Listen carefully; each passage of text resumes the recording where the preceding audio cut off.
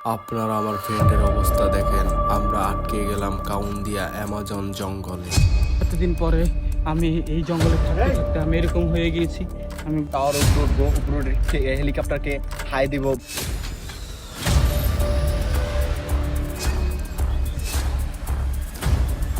যাবো, এটার কোনো অস্তিত্ব আপনারা খুঁজে পাবেন। তারা দেখছেন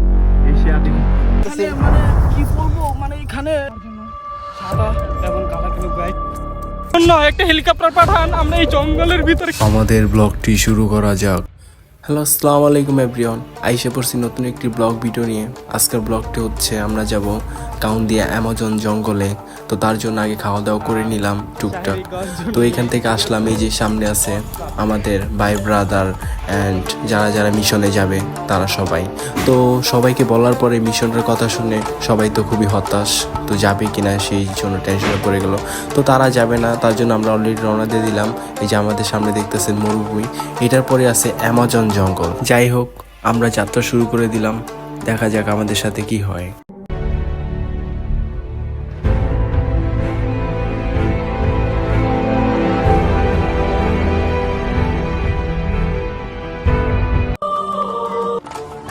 গাইস, এটা হলো পৃথিবীর ভিতরে একটা যে বৃহত্তম পাহাড়, ঠিক আছে? পাহাড়ের উপরে অ্যামাজন জঙ্গল।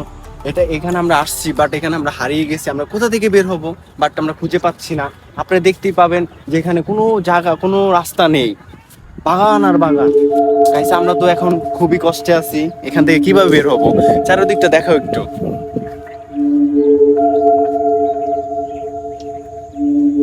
চারিদিকে জঙ্গল আর জঙ্গল। দেখতে পারতেছেন, এই যে আমার মাথার উপরে একটি গাছ আছে। গাছটির নাম কি, গাছটির পাতা কি, সেটা আমি জানি না। তবে আল্লাহ না করুক আমরা যেন এখান থেকে খুবই তাড়াতাড়ি বের হতে পারি। আপনারা দোয়া করবেন। চলেন একটু সামনে দিকে ঘুরে দেখাই।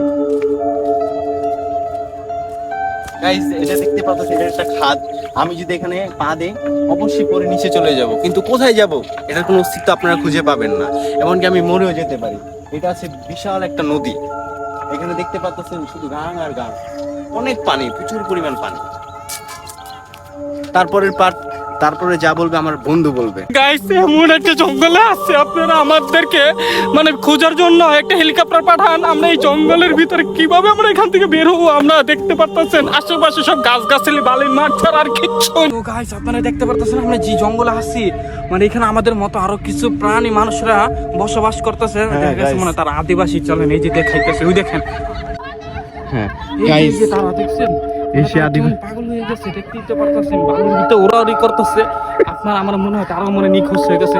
দেখি তাদের সাথে কিরকম কথা বলে হেল্প পাওয়া যায় নাকি। আসে। তো গাইস, দুঃখের বিষয় হলো তারা আমাদেরকে